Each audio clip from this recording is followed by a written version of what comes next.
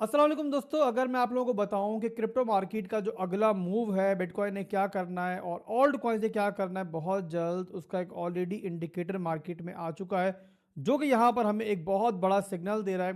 तो मैं जानता हूँ कि आप लोग जो है ज़रूर हैरान होंगे और सोचोगे कि यार बिटकॉइन तो बिल्कुल खामोश बैठा हुआ है, ऑल्ट कॉइन जो है यहाँ पर ज़्यादा परफॉर्म नहीं कर रहे। तो ऐसा कौन सा सिग्नल है जो मार्केट में आया है और उसकी वजह से मार्केट जो है कोई बहुत बड़ा मूव जो है जल्द दे सकती है।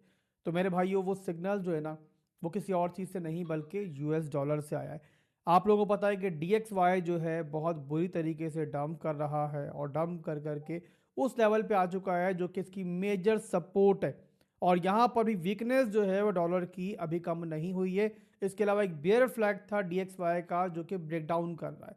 तो आखिर इसका दोस्तों बिटकॉइन के लिए और क्रिप्टो मार्केट के लिए मतलब क्या है, यहाँ पर ऐसा कौन सा मूव है जो हमने माजी में देखा है हमेशा और इस बार दोबारा भी देख सकते हैं। तो वही दोस्तों वीडियो में एक्सप्लेन करने जा रहा हूं। बट उससे पहले अगर आप लोगों ने चैनल सब्सक्राइब नहीं किया हुआ और मुझे फॉलो नहीं किया हुआ तो पहला काम आप लोगों ने करना है ताकि ऐसी कोई भी वीडियो जो कि आप लोगों के लिए बहुत ज़रूरी है जहां पे मार्केट मेकर जिससे फ़ायदा ऑलरेडी उठा रहे हैं और उस सिग्नल को कैच कर रहे हैं, आप लोग ऐसे सिग्नल्स जो है वो इग्नोर ना कर दो। तो DXY दोस्तों डॉलर इंडेक्स जो है वो bull market crypto bull market का एक बहुत बड़ा इंडिकेटर है। माजी में जो भी बुल मार्केट्स गुजरी हैं उनमें देखा है हमने कि जब डॉलर वीक होना स्टार्ट होता है मॉनेटरी पॉलिसीज जो है उसके बाद ऑल्सो वीक होती हैं। और उसका रीज़न ये होता है कि जब डॉलर वीक पड़ता है वहाँ से लोगों को रिटर्न नहीं मिलता तो लोग अपने जो एसेट्स हैं वो यहाँ पे रिस्की एसेट्स की तरफ लेके जाते हैं, वहाँ पे इन्वेस्टमेंट स्टार्ट होती है। और रिस्की एसेट्स क्या होते हैं?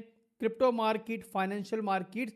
तो यहाँ पर दोस्तों देखा है माजी के अंदर भी हमने कि जब भी डॉलर वीक हुआ है उसके बाद मॉनेटरी पॉलिसीज जो है वीक हुई हैं, कमज़ोर पड़ी हैं। और अगर हम हिस्ट्री को देखें जो हमारी बुल मार्केट्स गुजरी हैं, 2017 की बुल मार्केट, जिससे पहले माहौल जो है लगभग ऐसा ही था। और इसके अलावा 2021 की बुल मार्केट जिससे पहले भी मामला बहुत ख़राब था, बहुत पैनिक था, कोविड ज़माने की बात मैं कर रहा हूँ। बट वहाँ पे एक चीज़ जो है मौजूद थी जो कुछ होने से पहले बता रही थी कि क्या हो सकता है, और वो था दोस्तों डॉलर इंडेक्स का DXY का डंप होना। सबसे पहले 2017 की बुल मार्केट की मैं बात करूंगा जहां पे बिटकॉइन 10,000 से 20,000 तक पंप हुआ, यानी कि 2x हो गया। बट वहां पे एक और चीज़ क्वाइटली हो रही थी, वहां पर भी रिटेल मनी ने इसको इग्नोर किया और जस्ट एक नॉर्मल मूवमेंट समझी। बट उसके बाद देखा हमने कि जो स्मार्ट मनी थी उसने एक्यूमुलेशन की जो कि अभी भी चल रही है। और उसके बाद देखा हमने कि 2017 के अंदर कितना ज़बरदस्त बुल मार्केट हमें देखने को मिला। उसके बाद 2020 और 2021 की बुल मार्केट की हम बात करेंगे जहां पे बुल मार्केट से पहले मार्केट में बहुत पैनिक था और मार्केट जो है डंप कर रही थी। और वहां पर DXY क्या कर रहा था? DXY वहां पंप हो रहा था, शूट कर रहा था। बट उसके बाद देखा हमने कि DXY में डंप आया, बहुत बुरा डंप आया और वहीं पे हमने बिटकॉइन को $4,000 से फिर 69,000 तक देखा। इसी के साथ 2017 और 2021 दोनों बुल मार्केट्स में DXY की एक चीज और मुश्तरक थी, सेम थी कि ये जो है 102 $103 की जो रेजिस्टेंस थी वहां से गिरा और 88 89 की सपोर्ट तक गया। और उसी बीच के अंदर हमने एक जबरदस्त बुल मार्केट जो है दोनों दफा देखी। अभी तो मेरा ख्याल आप समझ रहे हो कि जब डॉलर वीक होना शुरू होता है तो जो आपके एसेट्स होते हैं, रिस्की एसेट्स होते हैं, वो स्ट्रांग होना शुरू होते हैं। और इस तरीके से जो है बिल्कुल ऑपोजिट तरीके से DXY और जो आपकी फाइनेंशियल मार्केट्स हैं वो परफॉर्म करती हैं। बट बेयर मार्केट में आखिर क्या होता है, ये सवाल आप लोगों के जहन में होगा कि बेयर मार्केट में DXY क्या कर रहा होता है। तो इसकी मिसाल आप ले लो 2022 की बेयर मार्केट से कि जहां पे बिटकॉइन ने 15,000 तक लो लगाया और वही साल था कि जहां पे DXY ने एक तारीख का नया ऑल टाइम हाई स्कोर किया और 114 तक ये पंप हुआ। तो क्या ख्याल है मेरे भाइयों आपका कि क्या ये कोइंसिडेंस है, क्या इत्तेफाक है कि जब भी DXY डंप होता है और स्ट्रांग नहीं होता है, वीक पड़ता है, तो वहाँ पे क्रिप्टो मार्केट जो है पंप करती है। और जब भी DXY पंप हो रहा होता है, स्ट्रांग हो रहा होता है, तो वहाँ पे क्रिप्टो मार्केट जो है बेयर मार्केट में होती है। तो अभी के सिनेरियो में आपको क्या दिख रहा है? इस टाइम DXY वीक पड़ रहा है, गोल्ड पंप कर रहा है। अब गोल्ड के पंप करने के साथ बिटकॉइन का क्या रिलेशन है, क्रिप्टो मार्केट का क्या रिलेशन है, अब इसको भी दोस्तों माजी से कंफर्म कर लेते हैं। तो गोल्ड के पंप के अंदर, गोल्ड की बुल रैली के अंदर हमने ये हमेशा देखा है कि जब गोल्ड कहीं पे जाके रुकता है, कहीं पे जाके करेक्शन लेता है जो कि जाहिर आती है। और ऐसा नहीं है कोई भी एसेट जो है ऊपर जाता रहेगा, किसी ना किसी वैल्यू पे जाके उसने करेक्शन लेनी ही है, चाहे वो मामूली सी हो। जाहिर है गोल्ड जो है वो बाकी एसेट्स की तरह नहीं है, इसमें करेक्शन भी आएगी तो बहुत बड़ी आप एक्सपेक्ट नहीं कर सकते।